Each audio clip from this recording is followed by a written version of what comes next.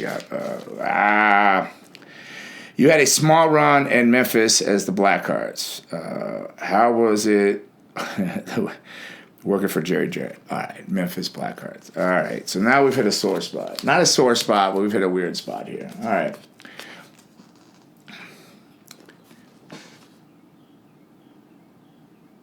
I don't know if that face explains everything for you. I'm going to take my glasses off. All right. I don't know if that helps you explain it. I was not a Blackheart in Memphis, nor was I the BlackHearts in WCW. And I'm going to explain to you that. Now, I didn't think this would be another long story, but it's a long story. Maybe I just don't know how to tell a short story. So, the Blackheart characters. Now we're going to have to rewind. We're going to get back to Memphis, but now we're going to rewind back to going to Calgary and training in the dungeon and all that, right? So, okay, so the BlackHearts. You got to understand it before I can answer that question. I could just easily say no, I was not the BlackHearts and move on. But I can't. I feel there's a need to explain. Maybe you don't want to hear it, but I feel like I need to explain it. So I guess it's going to happen. So please don't turn it off. Just bear with me. Maybe you'll appreciate the story. Maybe you won't, but it's going to get told anyways, whether you're listening or not. It's going down. So as I stretch this gimmick bad Grizzle Nehemiah, a lot of people just call me Gang Grizzle now. You guys can feel free to call me Gang Grizzle. When you address me, it's all right. The rest of the wrestling world does. Well, I'm proud to be Grizzle. Wrestling, I owe wrestling everything. Wrestling owes me nothing. So, but it's taking everything. Oh, I hurt so much sometimes sitting in this chair. But all right, BlackHearts. Memphis, let's hold that on pause and let's explain the BlackHearts. All right, so here was South Florida training. There was another fellow here. His name was Tom Nash, and he went to Stampede Wrestling already. He was a big fan of Owen Hart and stuff like that. He went up to Stampede, and I'm not going to go. I'm not here to talk stuff and here say this and this and that. But he went up there and he didn't have a good go at things. Dynamite Kid was there. So if you know anything about Dynamite Kid, that might help you explain what's going on. There's a lot of ribs and people can be mean and stuff like that. But people can ask for people to be mean to you. But so he came back.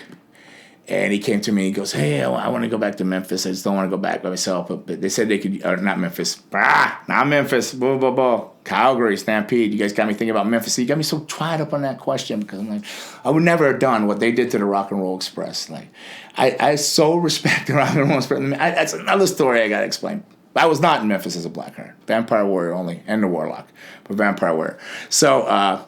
He wanted to go back to Stampede, Calgary. He wanted to go back up. And then I don't blame him. The wrestling was great there. It was a great territory. It's tremendous. He was the one that I watched all the tapes with watching Stampede. He's the one that turned me on to Stampede Wrestling in Calgary. Because I didn't understand the whole tape trading thing. Jeff Bowden, him. He had a few other friends, Howard Baum. They were all like, they knew that universe, that culture of tape trading. I didn't. I was just, like I said, I was more street type of kid, right on the street. I came in to fight. I wouldn't have understood any of that. And I thank him for turning me on to that because I love that style, which is basically sort of what's going on today with wrestling. But all right, with more storyline to it than what's going on. But so he wanted to go back, and he said they're looking for a tag team. Now there wasn't the BlackHearts they were looking for. He was just looking for a tag team. So what I do? Sold my car, pretty much put up everything, invested in, got in his car. And we drove to Calgary, Alberta. Now, when we get to the border, I don't know.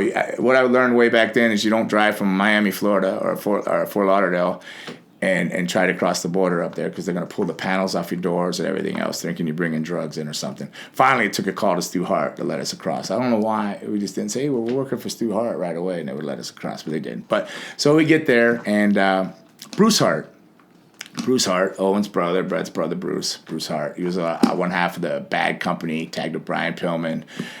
They're the ones that made bandanas cool when you came out wrestling at one time. They used to say Bad Company on it. It came out. It was a pretty cool tag team, especially for way back then. Bad Company was really like, to me, the Hollywood Blondes was just a more hyped up, more money behind version of the Bad Company, but which the Hollywood Blondes, as you all know, was Stone Cold and Brian Pillman, but he was Stunning Steve back then. But so we go there, we go to meet Bruce. First night in, second night in, whatever it is, we're there. We're not wrestling yet or anything or done anything. I don't even know what's going on. We go to Bruce's house, and Bruce is like, hey, I got this. He had the sewing room. His wife sewed or something, and he goes, he's playing around, putting his mask on, and you couldn't see nothing. There's this black mask, spandex, well, nothing, and then Bruce, he talks you into putting this mask on, and the sun's setting. It's dusk now. It's dark out there.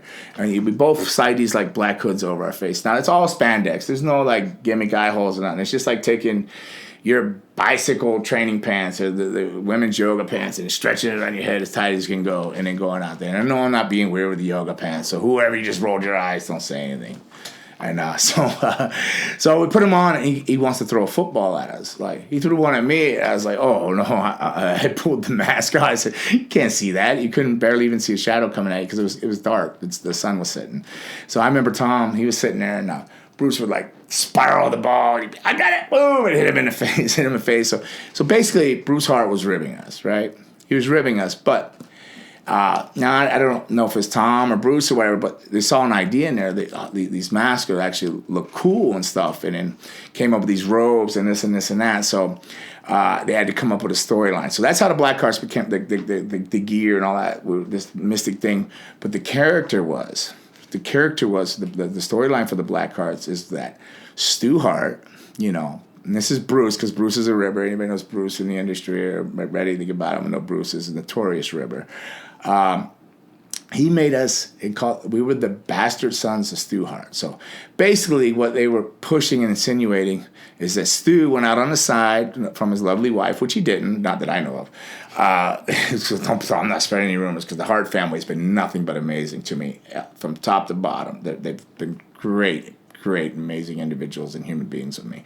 So he said we were like sons that he had slept with, like fans, and like I was one and he was one, but not the same mom. So we were the BlackHearts, and we wanted to come. We didn't want to show our faces in shame, because we were ashamed, but we wanted to come back and claim like our spot in the Hart dynasty. We wanted to take our seat beside Owen and Brett, and that we were these bastard Harts, and we were the BlackHearts, and then that's how the BlackHearts came along, and we had that run there. So now, along with that run, the Stampede, which I'll cover here. What we got here? Hold on. Oh, Pandora's box. See.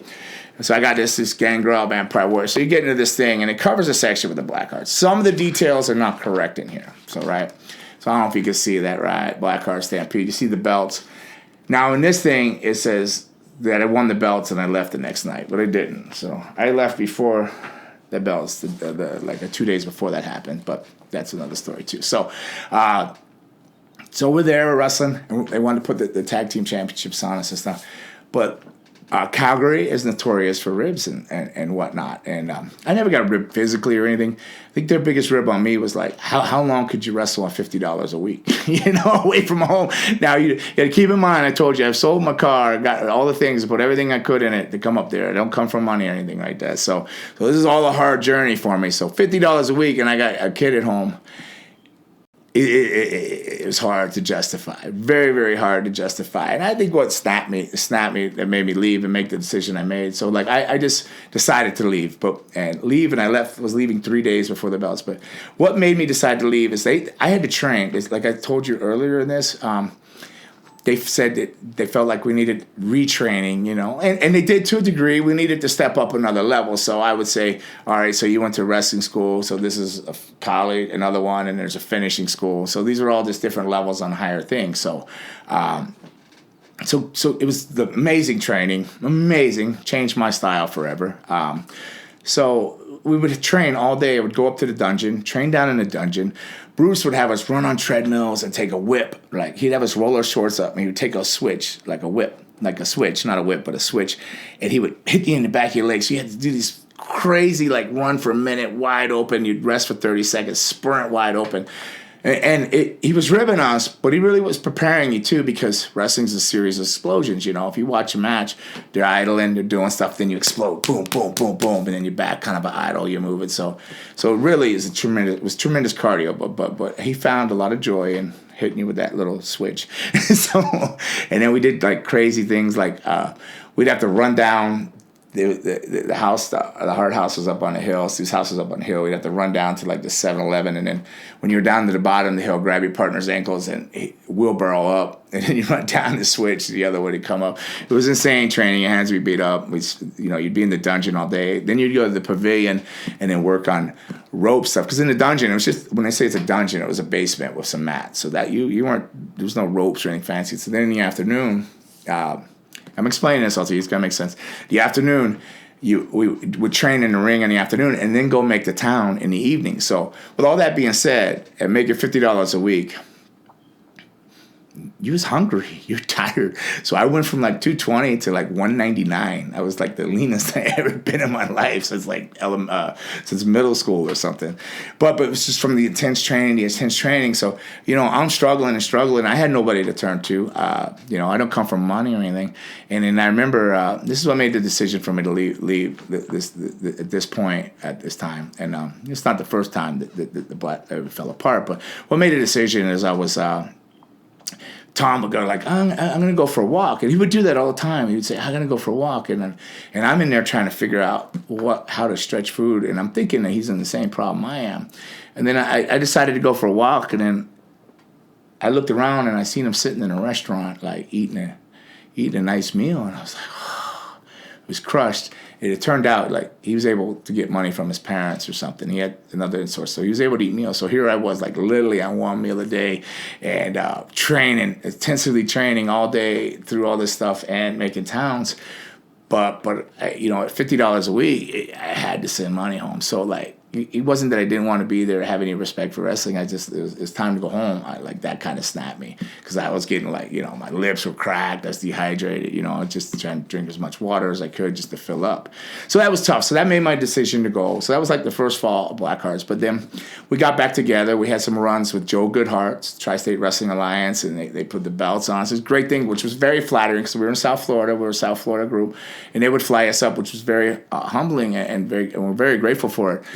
For an indie promotion, this is back in the 90s, 89 and stuff like that. So, and then I did some tours with All Japan with them. But then because of that falling out we had the one time, and then we came to like a physical falling out where it snapped and some stuff went down in Philly after Joe Goodhart show. He got a second set of BlackHeart. He got another BlackHeart. So I was called Destruction. So he was Apocalypse. So it was Apocalypse and Destruction.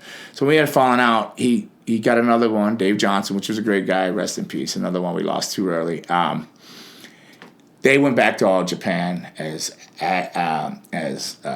Apocalypse and Devastation. See, I was Destruction, so it's Devastation. So it's still A&D, right? So that only lasted once. And then from there, they went to Memphis and they worked. And this is why I felt like I had to explain the whole story and all this and this and that. I love the Rock and Roll Express, Robert Gibson, Ricky Morton. And they went in there, and they're so lucky Robert Gibson didn't just destroy him. But Dave's a great guy, but so they didn't last long there. They ended up in jail or something, or one of them did, Tom, I believe. And then they went, and then they had about a month or a 3-week run in WCW, which was not me. And I'm not burying them. And don't get me wrong, I'm not trying to say any bad things. I'm just clearing which set of BlackHearts I was. So they did that at WCW. So then they feuded the Cole Twins. That's how you remember it. So a lot of people ask me these questions. That's why I wanted to clear this up. No, I was not the BlackHearts in Memphis.